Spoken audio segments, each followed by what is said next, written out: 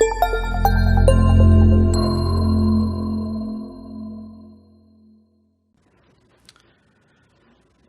this is Mike Hambright, and thanks for joining for an exciting episode of Flip Nerds VIP show today. We're honored to have guest Bob Rometo with us today. He's a veteran real estate investor, a mentor, and coach. But Bob's most unique and exciting attribute, and not that there's not a lot of great things about him, is that he thinks a lot about and teaches a lot about the mental side of being a successful real estate investor, and really the mental side of being a successful real estate entrepreneur and just overall entrepreneur. So before we start today's show and before I introduce Bob, I'd like to take a moment to recognize our featured sponsors. RealtyMogul.com is an online marketplace for real estate investing, connecting borrowers and capital from accredited and institutional investors. Get a rehab loan fast and close in as little as 10 days. Rates start as low as 9%. We'd also like to thank National Real Estate Insurance Group, the nation's leading provider of insurance to the residential real estate investor market. From individual properties to large-scale investors, National Real Estate Insurance Group is ready to serve you. Please note, the views and opinions expressed by the individuals in this program do not necessarily reflect those of FlipNerd.com or any of its partners, advertisers, or affiliates. Please consult professionals before making any investment or tax decisions, as real estate investing can be risky. So hey Bob, thanks for joining us today. It's exciting to see you again. Actually, I saw you just a few days ago. Not everybody will know that, but it's always great to see you. So welcome to the show. Hey Mike, it's great to be here. I appreciate the opportunity to spend some time with you again. Sure. And today I wanted you to join us on the show to talk about, you're one of, for those that don't know, Bob's a good friend of mine. And we've really just become friends over the last year or two and gotten to know each other a little bit better. But one of the things that I've always appreciated about Bob when I've known him is you're very, most real estate investors are very transactional. They're very feast or famine oriented. They don't really think about tomorrow, and they're just kind of getting by day to day.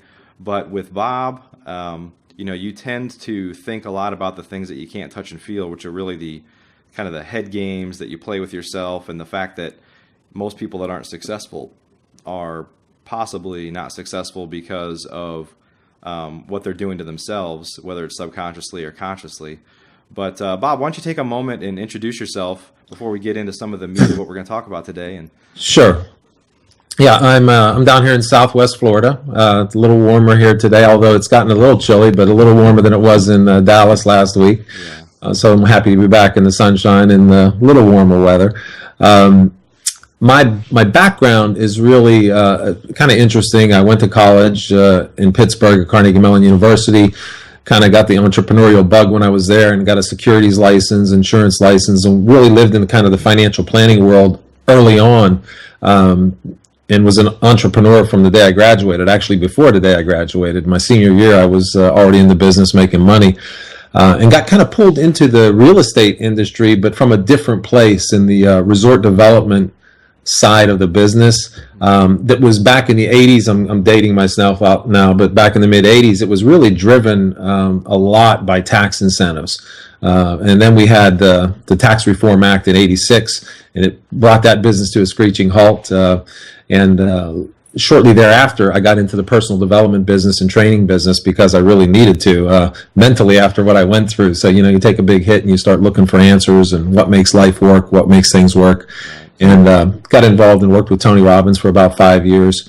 And I think that's probably was the impetus of me really starting to look at how we actually get into our own ways in business. And, if you look at the real estate investing industry, it's not that complicated of an industry.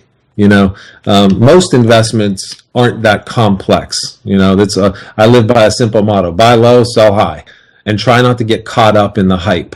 To try and keep a very even keel about the business and about what we do, and to really have an understanding, a big picture look at what this industry is for a real estate investor who's trying to buy, fix and sell, buy and hold, or buy and wholesale to somebody else. And if you keep sight of the big picture and have an understanding of what the business really consists of, you can avoid a lot of pain and struggle. Sure. So, hey, I wanted to know a little bit more before you go too much further about your experience with Tony Robbins. Can you tell us a little bit about that? And I'm always curious too, in terms of motivational people. I've always had a lot of respect for Tony Robbins and what he says, and I've owned several books and tapes. But how much, as it relates to real estate, how much hype is the kind of motivational guru business?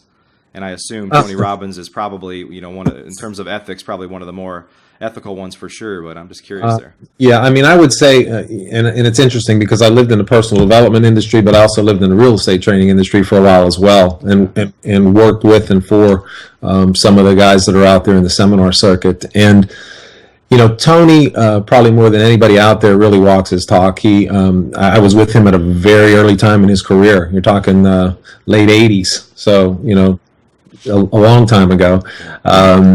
And he's grown. I look at his transformation even from then until today. And back then, he was driven a lot by ego, as we all are early on. And not that that's a bad thing, because it's what gets you out and gets you going every morning.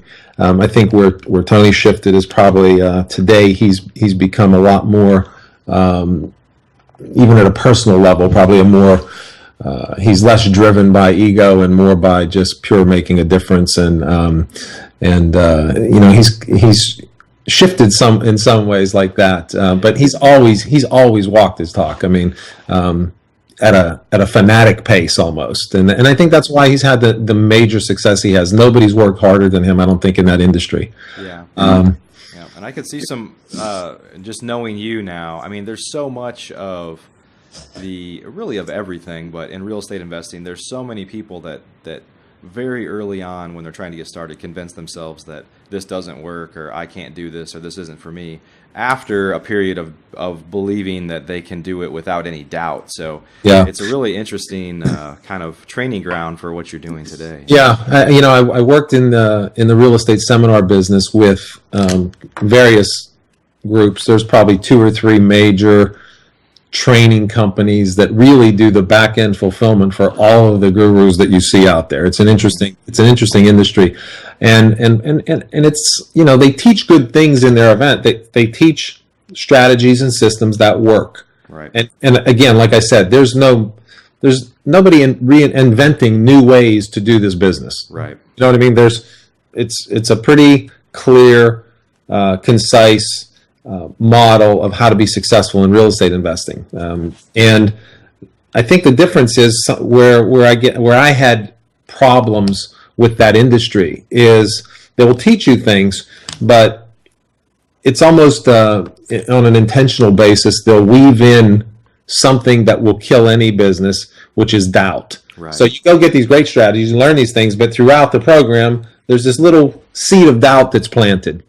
And it's by design, quite honestly, because they want you to buy the next more expensive program, because if you do that one, then the doubt will go away. Or then you need a 6-month mentoring program that costs $50,000, and if you do that one, then the doubt will go away. And the reality is they don't deliver the one thing that they have to deliver to somebody to be successful, and that's certainty. Right. And we're good enough on our own at creating doubt. Yeah. And by design, not even by design, but the nature of this business is one that lends itself to having you think, my God, this doesn't work, just because of the numbers. Like we have numbers that we look at constantly, and our numbers are, for every 100 raw leads that we generate, there are probably 5 or 6 deals in there. Right.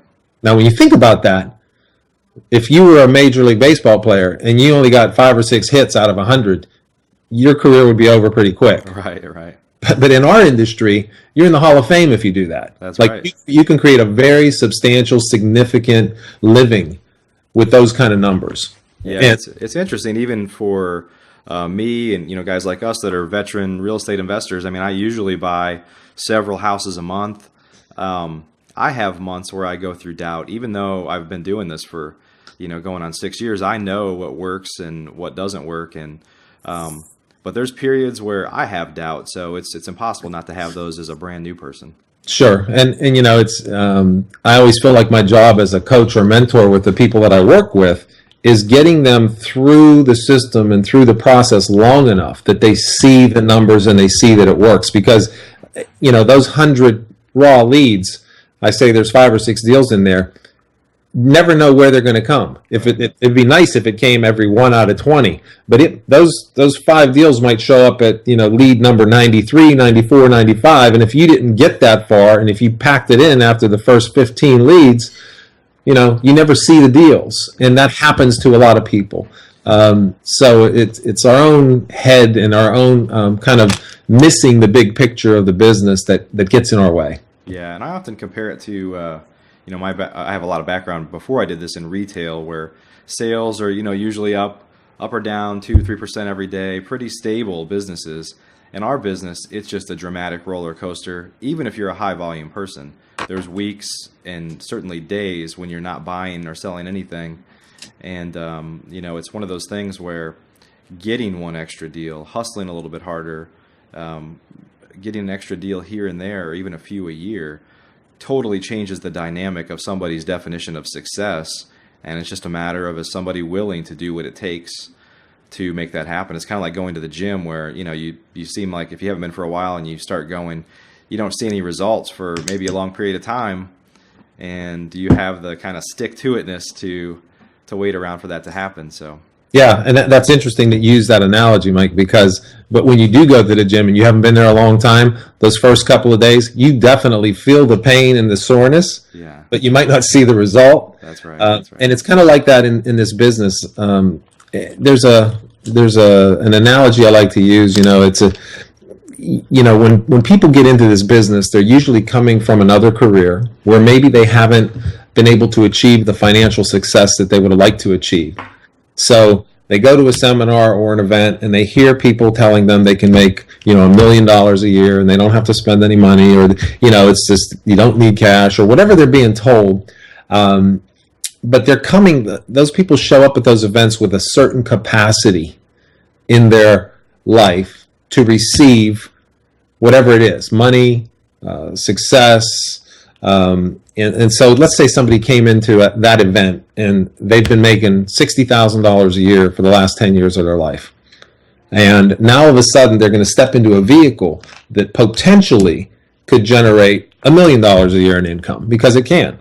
So, but if their capacity is at 60,000, it doesn't matter what the potential is unless they alter who they are. And that's where I coach people in. How do you change who you are and what your capacity is to receive what's available in this vehicle? Right. You have to expand. It's like trying to pour a 2-liter bottle into a 16-ounce glass. Just not going to fit. And in fact, it'll create a mess, right, if you try and do that. So my work is really about supporting people in expanding their capacity to take advantage of what's available in this industry. And quite honestly, the way you expand that capacity is go to work. Yeah. It's to put in the effort. It's to, it's the old analogy of building a skyscraper. You dig that foundation for a long time before you see anything come up out of the ground. And it's like that in this industry, in this business. You've got to put in the effort. It just doesn't happen overnight. You just don't show up just because you went to a real estate investment seminar and went to a couple of meetings and all of a sudden make the kind of money that you can make in this business. Right. So, Bob, I also know you as very much somebody that believes in karma, a spiritual side of this, and it's really very much intertwined with your ability to be successful, your ability to impact others. Tell us a little bit about, I want to know kind of what how you integrate that in with what you do, but also kind of how that came about. Was there something in your life that caused you to kind of flip a switch and direct everything you do more in that way, or is it something? Yeah, absolutely, Mike. First of all, I don't think you really can't compartmentalize your life and your business. It's just, I don't care what anybody tells you, everything is connected. So I went through, when I was young, in the investment business, I went through tax reform hit in 1986 and I lost everything. I went through another bout of that, maybe 9-10 years ago, and took a huge hit and lost everything. Now, You think I might have been smart enough to start looking after the first time, but I'm a slow learner. It took me 2 major events like that in my life before I started to really look at and investigate, because clearly I was missing something. I had an ability to generate all kinds of income, all kinds of wealth. I just didn't have a real great ability to hang on to it. Yeah. And so there was some disconnect. And really, when I started to study various disciplines around spirituality, cause and effect, really how the universe works, universal law, because I always say there's physical laws of the universe and metaphysical laws of the universe. And the physical laws, like gravity, like if you walk off a 15-story building, you're going to hit the ground, whether you believe in gravity or not. Yeah. And there's this metaphysical laws too, that you don't have to believe in them, but you're still subject to them, whether you do or not. And I was unaware those first 25 years of my career, and took 2 big hits financially until I started to learn and understand some things that I coach and teach about. And really, we live in a world of cause and effect, and it's very directly linked, but there's a delay between cause and effect. And it sometimes has things look random and chaotic, but the universe operates in perfect order. So I always share with people, in that business that we have, Mike, where we generate those 100 leads and 5 or 6 are deals, the real power is in how do we handle those other 94 or 95 leads? Are we there to really make a difference and try and serve those people? Or are we frustrated because it's a deal we can't buy? If we're frustrated because it's a deal we can't buy, then our focus is completely on ourselves and what we can get. That's not a real powerful place to be. If our focus is, how can I help this person who obviously has some need and some pain because they called me? How can I somehow make a difference for them and move them in the direction they need to go? Whether or not I can do business with them or not, I can add value. I can make a difference for them. And that's when I talk about expanding our capacity to receive. It's by taking those kind of actions. So I can get as excited about a call that I get from somebody who I know I can't purchase their home from them. I can't make a deal that makes sense for me. I'm as excited about that one as one that I'm clear I can go buy. So because of what the opportunity that affords me to expand my capacity. So, that doesn't sound real logical in a lot of cases, right. And I always share with people, look, I'm not about having a predictable business. I'm about a miraculous business. I want to create miracles in my business and in my life. And, the way to do that is to take some illogical action. Miracles and logic don't coexist. Right. They're 2 completely different things. There's nothing logical about a miracle. And so it's something I've learned over the years, is something I try and encourage and coach people to do, is to really look and see, how can I make a difference all the time with somebody that I'm dealing with, whether or not it looks like there's something in it for me or not. Cause and effect is always in play. And all there is to do every day is plant good seeds. And if you plant good seeds, they're going to manifest ultimately. Yeah, and this is such an unpredictable business anyway, as a real estate investor. So your attitude, you've got to go into every house.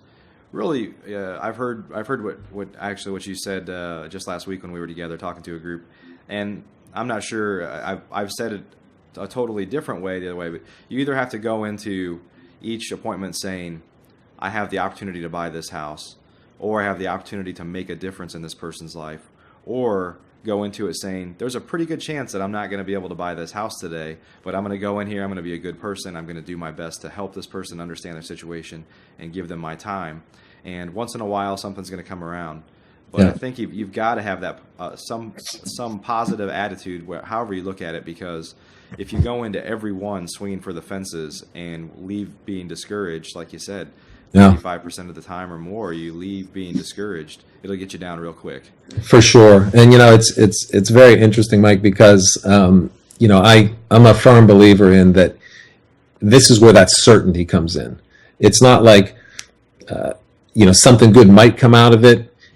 If I go in and do the right thing, something good is going to come out of it. I just don't know when, where, or how, but I know it will. Yeah. And because that's that universal law, metaphysical law that we're subject to, even though we can't see it. Right. So it's really, for me, Mike, the business is not really about buying and selling houses. I'm clear that what my life is about is making a difference for people.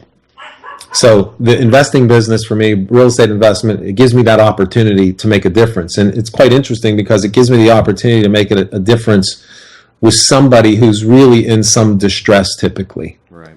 And I like that. I like being the kind of person who can come in and solve some problems. And sometimes the biggest gift we can give somebody when we're sitting down talking to them, and they've called us because they're in some type of distress. Either their home is in distress, their life is in some kind of distress, something's going on that had them pick up the phone and call us to make a move with probably the most valuable asset in their life. And for me, it's a real gift to be able to try and support somebody in some way and make a difference for them. So for me, it's a great vehicle. I love having that opportunity with people. Yeah, great. Well, let's talk a little bit about, I know you're one of the founding franchisees of Homevestors, the We Buy Ugly Houses folks, and you started with someone that is obviously an absolute legend. Unfortunately, I didn't, I'm also part of the same franchise system. I didn't get to know Ken because we didn't join until after he had passed. But tell us a little bit about those kind of early days in the We Buy Ugly Houses system. Sure. I was actually around. I had the very good fortune of meeting Ken D'Angelo in 1994, I believe, late 94. I was working really from a different side of the business. I was buying loans for an individual who had money that he had raised to buy first lien residential mortgages.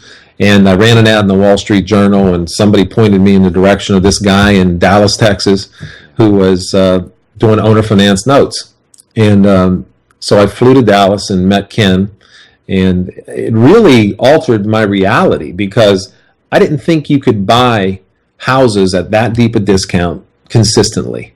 And I saw this inventory board he had, and it was about 35 houses on the board, Mike. And I'm looking at it thinking, wow, man, this must have taken him 6-7 years to accumulate that many houses. And he said, nah, he said, that's like a month and a half. And I was like, he was doing about 20-25 houses a month at the time, and which really altered my reality. I didn't think it was possible. And I remember asking him about, the logistics, and, I said, is Dallas some unique market, or will this work anywhere? And he said, look, Bob, he said, people are people and houses are houses. He said, it doesn't matter where. He said, the numbers are just different. And so I kind of encouraged Ken to explore the idea of franchising. And after I told him I could put the money together from the investment side and to launch it, he was very interested. And ultimately, Homevestors became a franchise in 1996. In the meantime, in 95, I moved to Kansas City to kind of be a prototype office before the franchise officially launched. And why Kansas City, I have no idea. It was close to Dallas. I was so naive at the time. I always tell this story. Ken said, why don't you come to Dallas and I'll teach you the business here? And I was like, well, I don't know if Dallas is big enough for the two of us, Meanwhile, I don't know how many thousands of houses are bought every year in Dallas, So I wound up in Kansas City, and I'll never forget, Mike, you talk about that fear and doubt that can creep in. The first week I got there, I made some calls, and I called the top realtor in Kansas City. And I remember telling her about my business. And I said, this is what we do, and this is how we do it. And I was all excited and enthusiastic. And she looked at me and she said, she goes, that'll never work here. She said, that might work in Dallas, Texas, but it'll never work in Kansas City. And immediately panic set in. I got on the phone. I called Ken, and I was freaked out. I said, Ken, so-and-so from Remax, she said, this will never work here. We'll work in Dallas, but not Kansas City. And there was this pause and then this laughter on the other end of the line. Yeah. He said, Bob, I'll be there in 3 days. Just keep doing what I told you to do. Yeah. So I did. And Ken flew in, and 2 days after he was there, we bought my first house, and everything changed then. Yeah. And that's what I mean by, and then, some 350 houses later, 6 years later, the Remax agent was wrong and we were right. So, And it's been that way all over the country. And I'll never forget what I realized was what I didn't have when I first showed up in Kansas City was certainty. And that's the power of having a powerful coach and mentor in your life, because when you don't have certainty, the thing to do is borrow someone else's.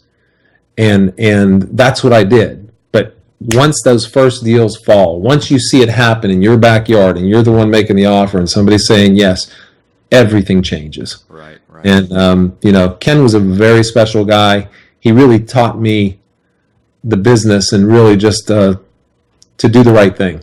To always find a solution for somebody and just do the right thing. Yeah, so Ken is, obviously in the home investor system, very much a legend. But, growing up, I grew up in northern Illinois, and I had a family member that had a friend that was, buying, and I think he was pretty much seller financing houses or keeping rentals, all while I was growing up, and he had, a fairly large portfolio. But it seems in many ways like, Ken D'Angelo helped really cement kind of an industry. And formulated in many ways today. HomeVestor still advertises for the industry and, obviously tries to create some legitimacy around real estate investing. But how do you feel about kind of those early days? Do you feel like it was almost kind of the birth of an industry in terms of taking this out of just individual people and markets here and there that were doing this? Yeah, I think very much so. When I think back, it was really an industry that was always there, but it was hidden. Yeah. It was almost like it was a secret that nobody wanted anybody else to know about because of how profitable it could be. And that's the thing about Ken D'Angelo that I so appreciate, because it was really his willingness to share what he knew, what he learned. And he was always so open about everything, Mike. If he had a great idea, he would tell the janitor in the building, anybody that would listen. There was no scarcity at all around this guy, and because of that, we have over 400 and some franchises in the system today, and growing at a rapid pace. And if you just look, even if you look at on HGTV, look at all the television shows that you see. I think Ken has had a massive impact with creating visibility around an industry that was invisible, and also the legitimacy of the fact that we're a franchise. We're the only franchise out there in the industry held to the standards and that we're held to in the way we operate. And so it's I'm very fortunate and blessed to be able to say I was there at the very, very beginning. In fact, at our training, our development agent training, Ken Chanel mentioned that he went back and looked, and I was actually the first one to sign the franchise agreement in the system. So I was, I guess, number 001 overall in the system, and back today. So that's great. It's been fun.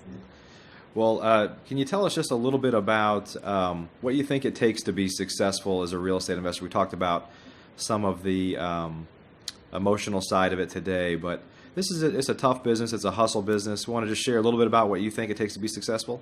Yeah, obviously you have to have the big picture view. You have to manage. I always talk about managing expectations. When we're with a seller, one of the key things is we have to have rapport. We have to manage their expectation, and we have to be able to make sense. Well, probably the most important person's expectation you have to manage in this business is your own. That's right. Yeah. Because of the nature of the beast, because of that 5 out of 100 scenario that you can be a superstar with.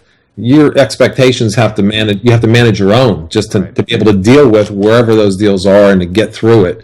I think you have to be. You have to have a certain level of detachment. You can't show up at an appointment in need of anything, because if you need something, again, your focus is on yourself. If you can shift your focus to how do I serve this person in front of me, then it kind of pushes away that neediness that you have, and you're just there to do the right thing and see if something makes sense. Our numbers tell us over the years, 5, 6 out of 100 will make sense, and that's great. That's all you need. Yep. So I think you have to be, you have to like people. You have to be willing to interact and engage with people. That's the nature of our business, unless you're just buying stuff at the courthouse steps. And even then, once you do it, you still got to interact and engage with people, your contractors, your realtors that you're working with, whatever it is. So you have to enjoy being with people and working with people. You have to be willing to work on yourself and develop not only your own skills and grow personally as a person and human being, but you have to develop your skills in the industry. You have to learn how to manage people, how to effectively identify repairs when you're walking into a house. You have to always keep sharpening the axe, stay abreast of what's going on, continue to educate yourself. What's happening in my marketplace today? Right. Are we on an upward trend? Are things flattening out? Are we in a downtrend? How do I need to adjust my business? You can't sit back and wait in this business. Right. We work in a model where we do a lot of advertising. And one of the big drawbacks of that is people tend to sit back and wait instead of being proactive. This is a business that requires you to be proactive. I don't care whether you're spending, $500 a month in advertising or $50,000 a month in advertising. You still have to go be proactive, because it's that proactivity again that expands your capacity. It's sending a message out to the universe that, hey, I'm ready, willing, and able to receive whatever you want to give me. But if you're sitting back waiting, you're sending a different message. So, those are the kind of things, that stick-to-itness that says, I'm going to make this work. I know it works. I see other people making it work. I'm going to make it work. I'm going to put in the energy, effort, and time that it takes to get to where I want to get to. So, I know those are more big picture. I could sit here and say you have to learn, how to do A, B, C, and D. I'll never forget, my father taught me a long time ago. He said, look, you don't have to be a great plumber. You don't have to know electrical work. You don't have to know how to put a roof on. But you sure better know how to identify the right person to do those things. Sure, yeah. I still find myself curious about those things, but I would much rather. I've been blessed. I did about 350 houses when we were in Kansas City over a 5 or 6 year period, and I had the same plumber, the same heating and cooling guy, the same roofer, the same electrician for those 5 years. It took me about 6 months to identify them and find them, but once I found them, I kept them. Yep. And that can save a lot of time, energy, and aggravation, believe me. Absolutely. Hey, I know that, yeah. So, great. Well, Bob, you want to share anything at all about I know you have some ongoing work about motivating. I know you're working on some books and things. Anything you want to share about some of the things that are coming up for you in 2014? Yeah, I have, a couple of things, a couple of books that will roll out. The first one is going to be an interesting one. As I said, I'm a big proponent of not having a good business or a predictable business, but a miraculous business. So there's a book that I'm writing that kind of the working title is, miracles aren't logical, so why should you be? That's kind of the first one. And then another book that kind of really is a look at my experience in life that's called Can I Really Buy a Miracle? And you can see that theme of miracles runs deep in the things that I do, Mike. Yeah. But and also, I'll probably be taking. That's why I hang out with you, Bob. Yeah, there you go. So, but I'll be doing ongoing coaching, things like that. I'm going to roll that program out probably second quarter of this year. I'll be taking on some more clients who are, who are serious and committed about not only becoming successful in their business as investors, but really who want to be coached more in their business and in their life, because you can't really separate them. And, we'll have more information. I'm sure that you'll be able to pop it out there for me at some point. Absolutely, yeah. We'll have some links below the video for how to get a hold of you and keep people posted on any of these updates that are coming up, books and things like that. So I appreciate it. Great, Bob. Well, hey, thanks so much for joining us today. Good to talk to you as always. It's good seeing you, Mike. You take care, and thanks for the opportunity. Holiday season, and Josh, Christmas is coming up here in just a few days, and then we've got New Year's right around the corner. So I'm sure we'll be talking to you again soon, and I appreciate you joining us today. Thank you, Mike. Thanks for the opportunity. Have a great holiday season and make it a great 2014. You too, Bob. Thanks. Take care. Bye-bye. Are you a member of FlipNerd.com, the most robust real estate investing platform in existence, where you can find off-market wholesale deals and great vendors literally in your market? You can get access to advice from experts and learn about local clubs and events right in your backyard. If not, please visit FlipNerd.com and register for a free account. You can register in less than a minute. It's pretty much the coolest site that's ever existed in the real estate investing industry. So get on over to flipnerd.com.